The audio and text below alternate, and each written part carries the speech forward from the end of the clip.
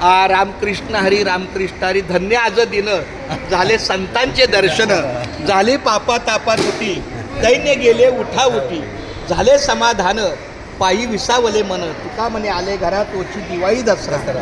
आपल्या या माऊलीच्या सेवेला आमचे हे जे केरू महाराज साबळे आहेत त्यांच्या परिचयाने सांगळे महाराजांच्या परिचयाने आणि आमचे हे भगवान महाराज आव्हाड यांच्याच सहकार्याने आम्ही इथपर्यंत आलो. आपला दुपारचा मुक्काम नियोजित आपल्या जाहिरातीवर नोंद असलेला आणि वाटचालीतला निश्चितची जागा आहे. इथून जवळपास 15-20 मिनिटाच्या अंतरावर.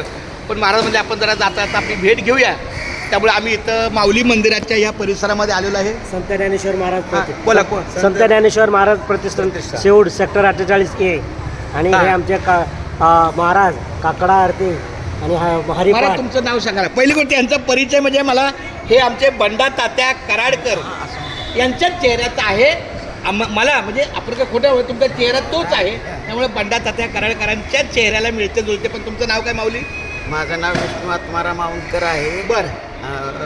आता माऊलीने महान अशा व्यक्तीचं नाव घेतलं की त्यांच्या पायाची धूळसुद्धा पवित्र असते. त्याची हो जाणार त्यांच्या धुळीची पात्रता सुद्धा माझी नाही. बंडातात्या कराडकरांचं नाव घेतलं पण मी त्यांच्या पायाच्या धुळीची सुद्धा पात्रता माझ्याकडे नाही. असो तुमचं मी स्वागत करतो या ठिकाणी.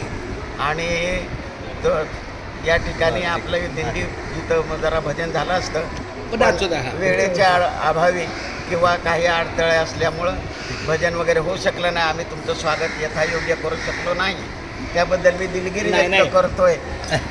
आणि माझी अशी दिलगिरी व्यक्त करतोय. पुढच्या वर्षी नियोजन करून आपण तुमच्या दिंडीचं स्वागत करू. दिंडी इथं 1 तास भजन होईल.